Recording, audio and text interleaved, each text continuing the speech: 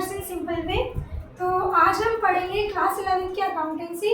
उसमें हम पढ़ते हैं और आगे अकाउंटिंग टर्म्स की तरफ। उस दिन हमने 6 अकाउंटिंग टर्म्स पढ़ लिए थे, तो आज हम पढ़ते हैं 7। तो 7 क्या है पढ़ लेते हैं। एसेट्स। एसेट हमारे क्या होते हैं? कुछ भी चीज़ जो हमें आगे फ्यूचर में मॉनेटरी टर्म्स में मदद कर सकती है या फिर हमें कैश बनाने में मतलब पैसा कमाने में हेल्प करती है। तो इसके एक बार डेफिनेशन देख लेते हैं। Anything which will be enable a business enterprise to get cash or a benefit in future is an asset। जो मैंने अभी बोला वो इसमें लिखा हुआ है कि कोई भी ऐसी चीज जो बिजनेस एंटरप्राइज को कैश जनरेट करने में हेल्प कर सकती है या फिर उसे फ्यूचर में बेनिफिट दे सकती है, वो एसेट होती है। तो हम देख लेते हैं एसेट हमारे कितने टाइप्स के होते हैं। एसेट में होता है हमारा फर्स्ट नॉन करेंट एसेट, फिर करंट एसेट और फिक्टिशियस एसेट। पहले हम देख लेते हैं नॉन करेंट एसेट कौन से एसेट होते हैं। नॉन करेंट एसेट वो एसेट होते हैं जो 1 साल से ज़्यादा के बाद भी हमें फायदा देते हैं। तो हम उसे जल्दी से तो कन्वर्ट नहीं कर सकते, थोड़ा टाइम लगता है कैश में कन्वर्ट करने के लिए, लेकिन हमें वो ज़्यादा लंबे समय के बाद भी काफ़ी बेनिफिट देते हैं। तो नॉन करेंट एसेट में आते हैं हमारे 2 टाइप्स के asset, tangible asset, intangible asset. Tangible asset में आते हैं हमारे फर्नीचर, मशीनरी। टेंजिबल मीन्स होता है कि जो चीज़ हम देख सकते हैं और देख भी सकते हैं, फील भी कर सकते हैं और हमें मतलब इजीली हम इसे यूज़ भी कर सकते हैं। और इंटेंजिबल एसेट होता है हमारा जिसे हम देख नहीं सकते, सिर्फ हम उसे फील कर सकते हैं। जैसे हम समझते हैं टेंजिबल एसेट का पहले एग्जाम्पल क्या होता है। टेंजिबल एसेट लंबे टाइम तक चलते हैं, होते हैं इंटेंजिबल एसेट भी लंबे टाइम तक ही यूज है, लेकिन हम टेंजिबल को सिर्फ देख सकते हैं और यूज भी कर सकते हैं। टेंजिबल में आ गया फर्नीचर, मशीनरी। जिसमें फर्नीचर है वो हमने अपने बिजनेस एंटरप्राइज में लगा लिया, अब वो ज़्यादा टाइम तक हमें चेंज नहीं करना पड़ेगा, वो हमें मतलब बेनिफिट दे रहा है बहुत लंबे समय तक, उसके बाद भी हम उसे सोल्ड भी कर सकते हैं।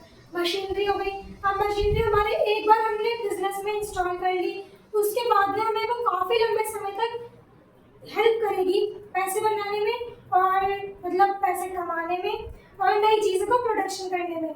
उसके बाद भी अगर हमें उसे बेचना है तो बेचने के बाद भी हमें वो कुछ चीज़ मतलब कुछ अमाउंट मिलता है हमें उसे बेचने के बाद भी। इंटेंजिबल एसेट वो एसेट होता है जिसमें हम देख नहीं सकते, जैसे हो गया हमारा गुडविल। तो आपके लिए गुडविल एक न्यू वर्ड है बिल्कुल। तो गुडविल को हम समझते हैं ऐसे कि हमारी एक एंटरप्राइज की पूरी जो हमारी एंटरप्राइज फेमस हुई है उसका नाम और शोहरत, उसे हम बोलते हैं गुडविल। तो एक एंटरप्राइज की ऑर्गेनाइजेशन की गुडविल बहुत ज़्यादा हेल्पफुल होती है किसी भी प्रोडक्ट को बेचने के लिए या फिर उसकी रेपुटेशन दिखाने के लिए। तो गुडविल हमारा एक एसेट होता है लेकिन हम उसे बेच नहीं सकते और वो हमारा नॉन करंट एसेट में यूज होता है। जैसे हमने अपना बिजनेस किसी को टेक ओवर कर दिया और बिजनेस बहुत ज़्यादा हमारा पॉपुलर है, जैसे समझ लो डोमिनोज हमारा बिजनेस हम रन कर रहे हैं, डोमिनोज की कितनी पॉपुलैरिटी है, कितनी ज़्यादा उसकी गुडविल है। तो उसकी गुडविल हम ऐसे में मेंशन करेंगे, हमने किसी और को बिजनेस बेच दिया, उस इंसान को ना ही उसकी एडवर्टाइजमेंट करनी पड़ेगी, उसके ऊपर पैसे लगाना पड़ेगा, ना उसे मतलब बताना पड़ेगा लोगों को कि आओ और हमारा पिज्जा का मीन्स मेनली उसकी गुडविल इतनी ज़्यादा पॉपुलर है कि लोग उसे पहले से ही इतना जानते हैं कि हम उसे दोबारा से कुछ मतलब मेहनत नहीं करनी पड़ेगी उसे बेचने के लिए उसके प्रोडक्ट को। तो मेनली वो हमारी गुडविल होती है। और तो उसी में हमारा दूसरा आता है ट्रेडमार्क। ट्रेडमार्क ऐसे होता है कि डोमिनोज अपने कहीं भी ब्रांच खुलवा सकता है अपना सिर्फ ट्रेडमार्क देकर, डोमिनोज नाम देकर, तो उसके नाम पर भी काफ़ी लोग पैसा कमा सकते हैं। तो वो हमारी एक लंबी एसेट हो गई जो हम कभी भी यूज़ कर सकते हैं। फिर दूसरा आता है हमारा करंट एसेट। करंट एसेट वो एसेट होता है, इसे हम लिक्विडिटी भी बोलते हैं, लिक्विड एसेट्स भी बोलते हैं करंट एसेट को। करंट एसेट वो एसेट होते हैं जिन्हें हम जल्दी से कैश में कन्वर्ट कर सकते हैं।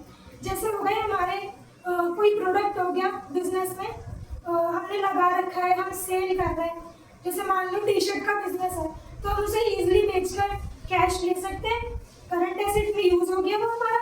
और जैसे हो गया हमारा स्टॉक में इन्वेंट्री वगैरह आ जाती है, ये सब हमारा करंट एसेट होता है। डेटर्स हो गए, किसी से हम पैसे लेने हैं तो हम उससे कॉल करके या उसे इन्फॉर्म करके पैसे मंगा सकते हैं जल्दी से।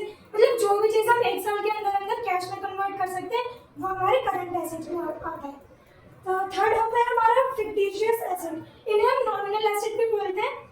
ये वो एसेट होते हैं जो ना कोई हमें मतलब नुकसान देते हैं और ना ही हम उसे बेच के पैसे में कन्वर्ट कर सकते हैं।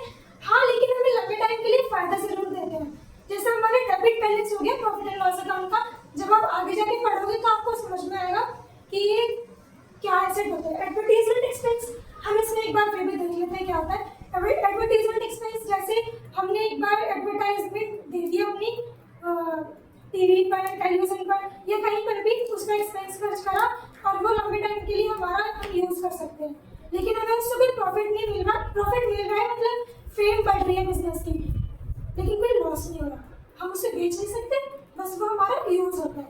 तो इसी के साथ हम बढ़ते हैं सेकंड टॉपिक की तरफ।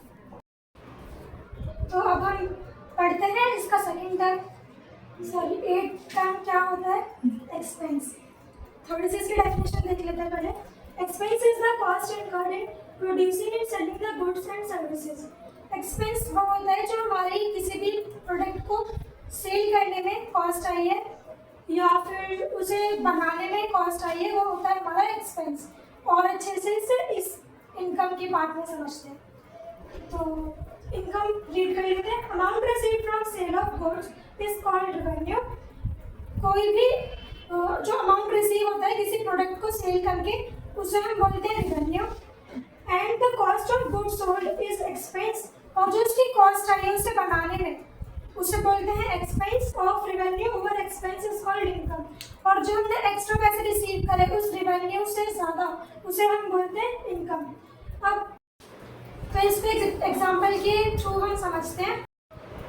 जैसे हमारे पास एक मशीनरी थी 4 लाख की, उसको हम 4 लाख को बोलेंगे हमारा एक्सपेंस, जो हमने उसे खरीदने में लगाया, ठीक है।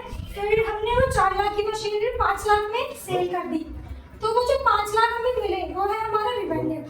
और वो रिवेन्यू के बाद अब हमें पता करना है कि हमारी इनकम कितनी हुई है उसमें, तो 5 लाख में से 4 लाख हम माइनस कर देंगे, तो जो 1 लाख बचा वो 1 लाख है हमारी इनकम। तो इसी के साथ हम एंड करते हैं आज का लेक्चर, आज का टॉपिक। मिलते हैं नेक्स्ट वीडियो में। अगर आपको ये पसंद आया हो तो इस वीडियो को ज़रूर से लाइक कर दें, चैनल को सब्सक्राइब कर दें, और आगे अपने डाउट्स बताओ हमें, हम वो डाउट भी सॉल्व करेंगे। तो मिलते हैं नेक्स्ट वीडियो।